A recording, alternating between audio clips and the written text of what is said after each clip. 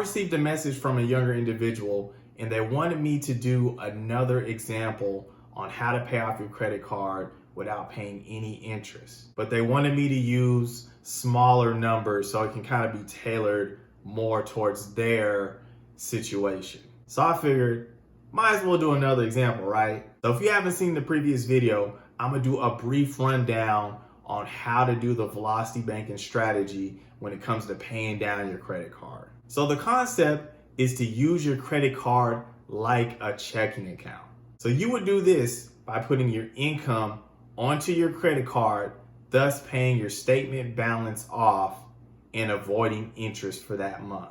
And then you would use your credit card to pay your expenses. Now, one thing to note, when you're using this strategy, you must have consistent cash flow, meaning that the income that you're bringing in is going to be higher than your expenses monthly. So let's say that you put $1,000 onto your credit card and you paid off your statement balance. And then you turn around and pay your expenses. And we're going to say your expenses are $800 for the month.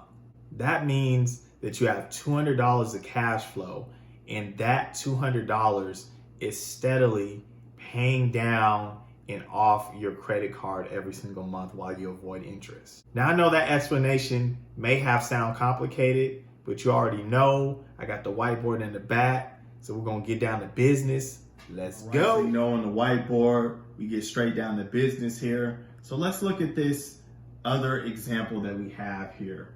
So we're gonna say that we have an individual here, their income is gonna be $3,500 a month. The expenses are gonna be $2,300, and part of those expenses is the rent here. So the total expenses is gonna be $2,300 plus $1,000, so that's $3,300 in expenses total. That means that their cash flow is gonna be $200. So the cash flow is the difference between the $3,500 and the $3,300 for the expenses. Now we're gonna say that this individual, they have a credit card debt of only $2,400, but they wanna get that paid off without paying any interest. And we're gonna say they have to pay $100 per month minimum payment every single month, and we're gonna keep the interest rate at 35%, which is crazy here. So the thing that we have to remember when we're doing velocity banking and paying off our credit card is the income's gonna pay our credit, and the credit is gonna pay our expenses. So let's look at the other side of the board. All right, so we're on the other side of the board here. So first thing we're gonna do, we're gonna look at our equation here. We're gonna go to step one. So the credit card, remember, is $2,400 that we wanna pay off without paying any interest. This individual receives $3,500 a month. So remember, we're treating our credit card just like a bank account here. So we're gonna take $2,400 of our income, and then we're gonna put it on to the credit card here. That means that the credit card is gonna be paid off in full, which means that we avoided any interest. What that does is it's gonna increase our cash flow by $100 and decrease our expenses by $100. And why is that? It's because the credit card was part of our expenses. Remember, we have to pay $100 a month. That was our minimum payment. But since it's not an expense anymore, that means that we're minusing 100 and our cash flow goes up $100. Now, we're gonna take the remainder of our income, which is gonna be $1,100. Now, first thing that we're gonna do is pay the rent. A lot of times you can't pay the rent with your credit card. So that's why I put it to the side here, right? So first thing, we're gonna pay the rent. And then the second thing, we're gonna apply $100 onto the expenses, right? So our expenses are gonna total $2,100. So to break that down, remember our expenses were $2,300, right?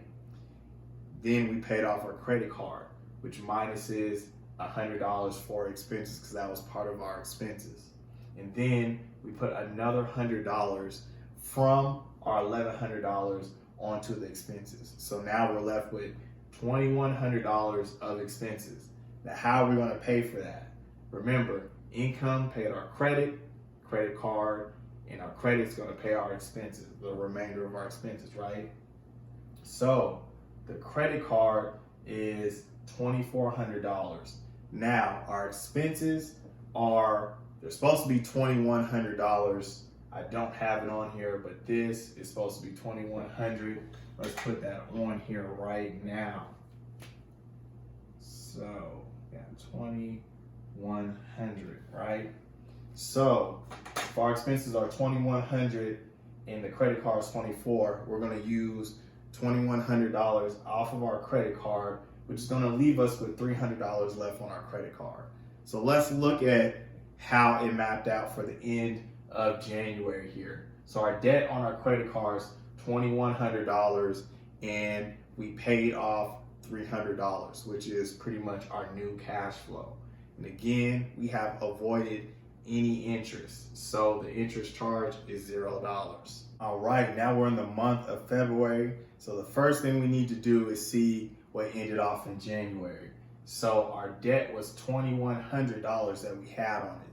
So the first thing we're going to do, our income is $3,500. We're going to use $2,100 of that to pay off our credit card in full, thus avoiding any interest. And then it's going to increase our cash flow by $100, decrease our expenses by $100, because that's no longer an expense, right? So we're going to go to step 2. We're going to take the remainder of our income, which is $1,400. First, pay the rent, keep the roof over the head, right? Second, we're going to use $400 on our expenses, and that's going to equal $1,800 that we have left for expenses. Now, how are we going to pay off our expenses? Easy. We just paid our credit card off in full to avoid interest. We got $2,400 on the credit card. We're going to use $1,800 of it to pay the rest of our expenses. Now, what's left over on our credit card is $600. So let's look at the month of February, how it ended. So the debt that we have left on our credit card is $1,800, and we have paid off $600 total. We're pretty much paying $300 every single month because that's what's left over in cash flow for us. All right, we almost paid off. We got to finish strong. We're in the month of July. So let's see where we left off in June, which is $600 left on our credit card, right? So we're going to use $600 of our income, pay off that credit card, increase our cash flow, decrease our expenses by $100. Next step, we're going to take the remainder of our income, which is $2,900.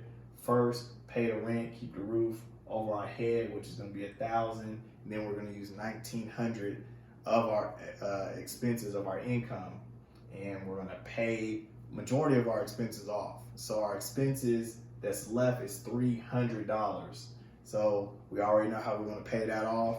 We're going to use that credit card of $2,400, charge up $300 worth of expenses, and we see we have $2,100 left on our credit card. So let's see where we're at in July. We got $300 left for our debt. Our amount that we paid off is $2,100, and again, still $0 in interest. All right, so we're in the month of August. Let's go ahead, knock this thing out, right? So we see that we got $300 left on our credit card. Let's use $300 of our income, pay the credit card off, increase our cash flow, decrease our expenses by $100. Step 2, we have $3,200 of income left. We're gonna first, boom, use it on the rent, pay that off. Our expenses, we're gonna use $2,200. Guess what? That pays off all the expenses. So we don't have any expenses. So the next step, we see our credit card at $2,400. We ain't got no expenses. $2,400 is left on the credit card. Boom, we paid it off.